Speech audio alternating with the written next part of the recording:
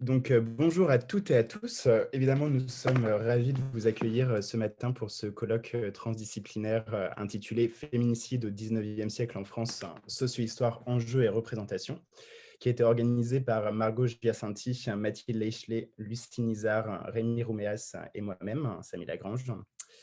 Donc, pour ce colloque, on a privilégié autant que possible la variété des interventions. C'est pourquoi le colloque sera constitué à la fois de communication classique d'une vingtaine de minutes et d'études de cas plus courtes d'une dizaine de minutes en début d'après-midi pour appréhender rapidement d'autres aspects de la question, mais aussi d'une lecture performée en fin d'après-midi aujourd'hui par Caroline Dejoie et d'une discussion autour de la création théâtrale demain après-midi avec la compagnie de la Botte d'Or. Donc évidemment, vous retrouverez toutes ces informations sur le programme du colloque qu'on va tout de suite vous glisser dans le chat. Et afin que les échanges soient les plus riches et les plus foisonnants possibles, nous vous proposons d'écrire vos questions dans le Framapad, dont le lien sera republié régulièrement dans le chat. Vous pouvez également poser vos questions à l'oral en inscrivant votre nom dans le Framapad ou en levant la main sur Zoom. Et la modératrice ou le modérateur vous donnera la parole. N'hésitez pas à allumer vos caméras pour poser vos questions de vive voix.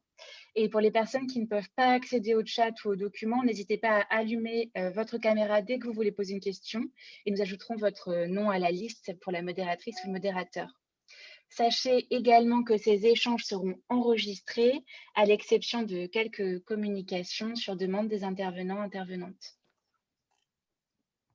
Alors, nous tenons à remercier chaleureusement toutes les personnes qui ont contribué à l'élaboration de ce colloque.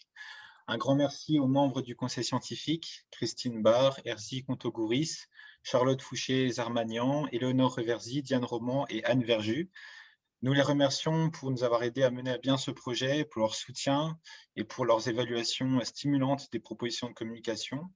Nous souhaitons également remercier les organismes qui ont financé ce projet, le laboratoire Triangle, le Centre Max Weber, le Centre de recherche sur les poétiques du 19e siècle, le laboratoire Cérilac et enfin le laboratoire Pléiade. Vous avez sans doute remarqué le formidable graphisme de ce colloque. Nous le devons à l'imagination et au travail minutieux de Caroline Dejoie et de Patricia Togzek. Et pour terminer, bien entendu, nous tenons à remercier toutes celles et ceux qui nous ont envoyé des propositions de communication et qui vont nous enrichir de leur travail et permettre de débattre et de discuter aujourd'hui et demain. Alors pour ma part, je vais juste rappeler quelques consignes pour la bonne tenue du colloque. Alors on est très nombreux en termes d'inscription, on est quasiment plus de 200. Donc pour que tout se passe bien, on vous rappelle que pendant les interventions, il faut couper votre micro et votre caméra si vous trouvez que la bande passante n'est pas très bonne. Pour couper votre micro et votre caméra, c'est en bas à gauche de Zoom, désactiver le son, arrêter la vidéo. Un micro barré vous indique que votre micro est bien éteint et pareil pour la caméra. Pour que personne ne soit gêné par un micro qui pourrait être bruyant, ne soyez pas surpris, on pourrait couper votre micro si on le trouvait bruyant pendant une intervention. Voilà, ne soyez pas surpris par ça. Si vous rencontrez des difficultés informatiques, on a la boîte mail pas loin, donc si vous avez besoin, on est sur l'adresse colloque féminicide 2021.